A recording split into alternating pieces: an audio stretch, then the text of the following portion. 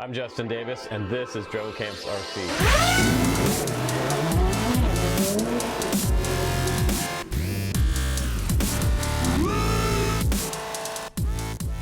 Hey, what's going on, guys? Welcome back to the channel. I'm Justin Davis. Today it's Saturday. I should be flying right now, but we're gonna do FPV news. We're gonna talk about what's going on in the shop, all the new stuff coming in from various companies around the internet, in the FPV community. We're also gonna talk about an awesome 7-inch cinema rig that I'm building over here. It's gonna be a perfect slow flow setup. So if you're making slow flow videos for our contest that's on the channel, if you haven't seen that, you got to check out the trailer below. It's super awesome. All kinds of top sponsors: Rotor, Riot, EMAX, Diatone, and a whole bunch of others. It's literally going to rain quads on first, second, and third place winners. And that contest is actually going on from all of August into September. We're gonna announce the winner right here on the channel. And a little Patreon update: if you guys haven't got your t-shirt yet, they're going out this week. We have large, XL, and double XL. So be sure to send me a message on Patreon if you didn't get your t-shirt yet. And also, guys that didn't get stickers or a thank you letter in the mail for the $6 level sponsorship on Patreon, we're gonna send those out this week as well. But we also have to have some new stickers made because I'm actually running low. I don't have enough stickers to send out to everybody yet, so please be patient about that. And today I'm also going to show you some new iFlight frames that came in the door this week. These are super awesome. We have some ultralights here, and we have a cinema style rig. And we're going to take a little closer look today at that HOBBYMATE charger. That's a portable charger that they sent me. It's a lot smaller than that huge giant bench charger that they sent me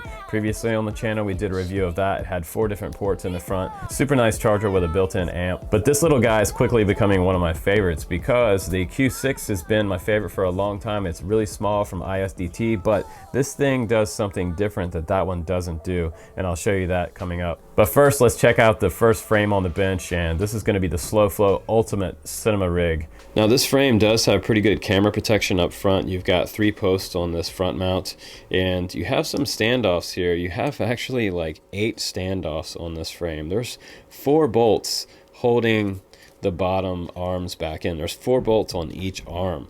So this thing is super rigid, and it's going to be really solid. It's going to be super tough and super durable in a crash. I don't expect to break any arms, but what's really cool about this frame is the fact that they did put holes through the arms for your zip ties, because they know that we're going to be zip tying down things. And so you have a hole right here on each side of that frame. I also have a hole here so I can put a zip tie there, because these wires are pretty long. But the cool thing about these motors, another cool thing, is the fact that they do accommodate like an 8-inch frame, which is great because they know they're 1750 motors, and people are probably going to be swinging bigger props. But I'm not sure that I would suggest putting an 8-inch prop on these motors. I think you're going to be sort of maxing them out at that point, but you're probably safe to run them 6 and 7-inch. And for the flight controller ESC combo I have in here, the Titan F460 from HGLRC. This is an awesome stack, and this is allowing me to run it from 4 to 6S. So if I want to play around with 6, I can with this one. This one is a really highly regarded F4 flight controller out in the community right now. People are really loving this. Normally I do have that half stack VTX over here that goes on the very top of it, but since this is kind of a lowrider setup, I had no room in here, and I also had to get my crossfire in there somewhere. There's plenty of space front and back on this frame, so you can add more stuff, but I also have my capacitor running back here, and there just really wasn't enough space to put this VTX down bottom. And that VTX will actually run all the way up to 800 milliwatts. So I mean, you can fly out to 1.5 miles with 600 milliwatt, but 800 is probably going to get you out there to that maybe 2 mile range.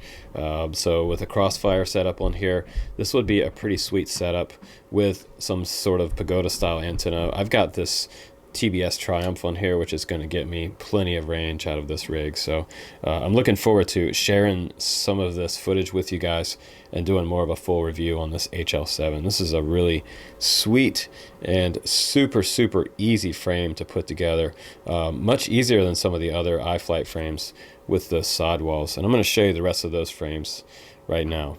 And the first frame out of the bunch that I got this week was the HL5, and this is the smaller version of the HL7 that I just showed you for my slow flow rig. If you want something that's going to run 5-inch props, this is definitely the one to get for a slow flow style setup. You can get sort of a 3D printed GoPro mount and stick that right up here. And what I need to mention to you guys for your setup, for your slow flow rigs, Make your camera tilt about 20 degrees or lower for flying slow flow. If you're trying to make those type of videos, it is going to slow your quad way down and allow you to get those real cinematic shots. That's really, really important when you're building your quad frame and setting it up for slow flow. Now this frame is also completely bare, which is great because I can really show you in here all the attributes that this frame has. And this one has all the same setup as the 7-inch frame that I have sitting over there. It does have 2 mounting points in here at 20 by 20 or 30 by 30, which is really great. And look at that. There's 4 bolts on each arm. 1, 2, 3, 4 there, 1, 2, 3, 4 there, and up in the front as well. It looks a little bit like overkill, but it does really add a lot of rigidity to this frame and hopefully eliminates some of the vibrations coming up here to the GoPro. We'll have to see about that. Now they also include some cool little TPU mounts, and this back here has 2 different mounting spots for your antennas. So you can snip this off if you're not going to use this, but if you're using a little MMCX connector like I have on the HL7 over there, you can run that wire out and bring your antenna up through here like that, or you can hard mount it right here. And they also give you 4 little stick-on foam adhesive pads for some nice way to set it down on the bench. Not so much of a landing pad, but when you set it down on your bench, it just doesn't do that. And now moving on to the next frame. The next frame here is the Archer X5. I love this frame. This is an ultra light, very, very lightweight frame, and I'll just weigh that in a second here for you. But let me pick this up and show you the outside edges and the way this thing looks. Little profile view there, top view. The back with that TPU mount for your VTX, really nice. And you've got 2 holes here for your antenna post to come out. They also give you those in the box. And they also give you an alternate top plate on here. You can actually put this one just over top of this one, and you can have a shark fin on the very top for getting back off the ground if you're using turtle mode. So that's what a lot of these shark fins are for. If you flip over upside down, that you have enough clearance from the grass or whatever you land on upside down to make it flip back over. But what's really cool about this frame is it actually has 6mm arms, really thick arms, and they give you a schematic, which is nice because all of these iFlight quads come with a schematic, and it helps when you're building these frames. I've had other frames in the past that I really hate that don't have a little schematic drawing, and you have to sort of figure out where all the bolts go. There's not a lot of different size bolts in these frames, which is also nice because it makes these things a lot easier to use when you're not putting the wrong bolts on something.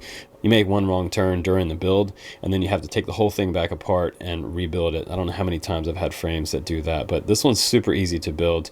They also give you the option for 20 by 20 or 30 by 30 mounting flight controllers there.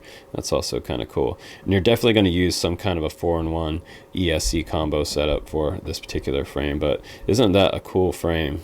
And I've got the scale on. Let's just go ahead and set it on the scale. Give you a dry weight without all the gear on there. So 71 grams. Total weight. And while we're at it, let's just go ahead and set that HL5 on there and see what that weighs without all the stuff on there. That's 128.7 grams. So this one's definitely going to be more of a beast. And I've got another 7-inch frame to show you guys. This is sort of a long-range style frame. I'm going to go ahead and set that on there. That's the Tau H7. That's under 100 grams for that frame. That's amazing. 98.1 grams. But if you're looking for some kind of ultralight type of long-range frame, the 7-inch frame is super awesome. The Tau H7. I also have an H5 that we're giving away, and this is what it looks like when it's all built out. The 5-inch is on our Patreon giveaway for August, along with those Viper goggles. But one thing I didn't really like about this frame was that it is a little bit hard to assemble. These sidewall plates are kind of hard to snap down into the arms.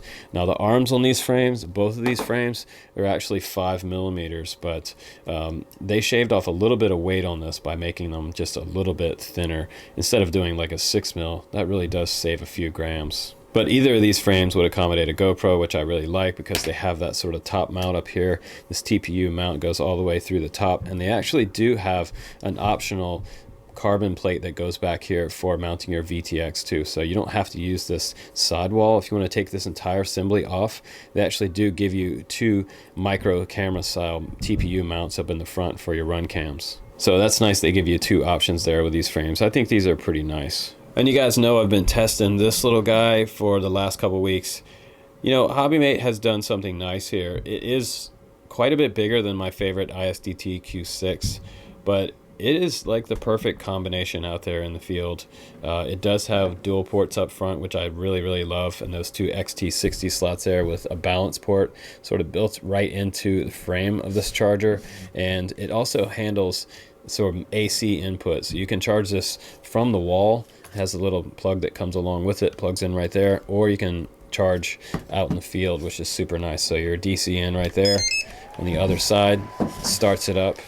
And what's really special about this particular charger is that it does have wireless charging for your phone or your devices. So if I had the iPhone 8, I could just set it right on top here and it would automatically start charging. A friend of mine has the iPhone 8 and we did a test on it, and it actually does work with the iPhone 8, which is super cool. With the iPhone 7, unfortunately, you need some type of battery case to go along with it that is compatible with wireless charging. And they also put a USB port on the other side here, a micro USB port for firmware updates. And this guy is super easy to use. You just plug in a battery just like this. You can balance charge or you can choose not to balance charge. You can do it either way. But once you plug in your balance plug there, you'll see the voltage pop up, and you do have to select which channel you're going to charge from. So if you press the channel button on the side there, it'll switch back and forth between channel 1 and channel 2 each side. Now I'm going to go back to channel 1. I'm going to go into my task. I'm going to select 4 cell there. That's right. Current setting 1.6 amps just to start with, just to show you guys. And now it's charging up my Lipo. So pretty cool. You can charge a 4S 1300 quite a few times with a 4S 16,000 milliamp. You can find these on hobbyking.com. But a super sweet charger, and I'll definitely try to do a full review on that one coming up. It's just been so crazy this weekend. I was doing that crazy video yesterday for you guys where I dressed up as a bunch of characters, and somebody was mentioning, man, you should bring some of those characters into some of the review videos, which who knows, maybe we'll do some cameos with those characters in my reviews coming up. But thanks again for hanging out with me, you guys. I'm Justin Davis. This has been FPV News for Saturday, and now I'm off to fly, so I'll see you on the next one. Take care, you guys. Thanks again for all the Patreon sponsors. I really appreciate that. You're keeping the channel going and keeping the lights on, guys. Have fun out there today. I'll see you on the next one. Peace.